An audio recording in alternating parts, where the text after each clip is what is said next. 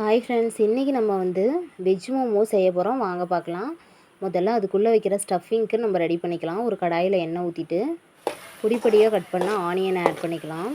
ஒரு 3 மிளகாவை பொடியாக கட் பண்ணி போட்டுக்கோங்க. கேரட்டையும் பொடியாக கட் பண்ணிவிட்டு, உருளைக்கிழங்கு, முட்டைக்கோஸ் இருந்துச்சுன்னா எல்லாத்தையுமே நம்ம இதில் பொடியாக போட்டால் ரொம்பவே நல்லாயிருக்கும். முட்டைக்கோஸையும் போட்டுட்டு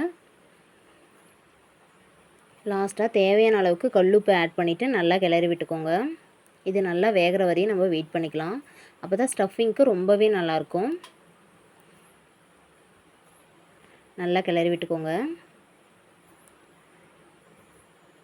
இதில் லைட்டாக டொமேட்டோ சாஸ் இருந்துச்சுன்னா ஆட் பண்ணிக்கோங்க. ஆட் பண்ணிவிட்டு அதையும் நல்லா கிளறி விட்டுட்டு நம்ம இந்த டைமில் தூள்லாம் ஆட் பண்ண போகிறோம். ஃபஸ்ட்டு பெப்பர் ஆட் பண்ணிக்கோங்க. கறி மசாலா தூள், மிளகாத்தூள் ஆட் பண்ண போகிறோம். இது ரெண்டுமே நாங்கள் வீட்டிலே ரெடி பண்ணது.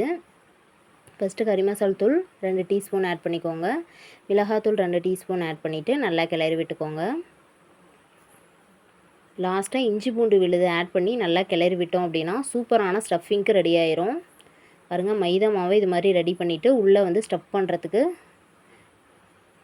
உள்ளே ரெடி பண்ணி வச்சுக்கோங்க.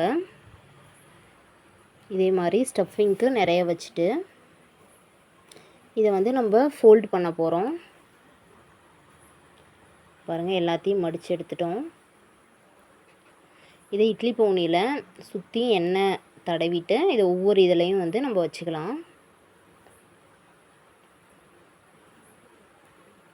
இப்போ இது எல்லாத்தையுமே இட்லி பாத்திரத்தில் வேக வச்சு எடுக்க போகிறோம்.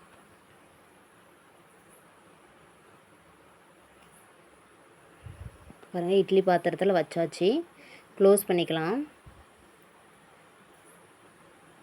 ஒரு 10 மினிட்ஸ் கழித்து எடுத்தோம் அப்படின்னா நம்மளுக்கு ரெடி ஆயிரும் வெஜ் மோமோஸ்.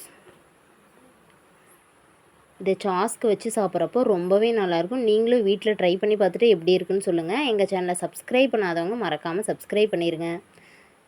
பாருங்கள், சூப்பராக இருந்துச்சு. இந்த வீடியோ பிடிச்சா மறக்காமல் லைக் பண்ணுங்கள். தேங்க்ஸ் ஃபார் வாட்சிங்.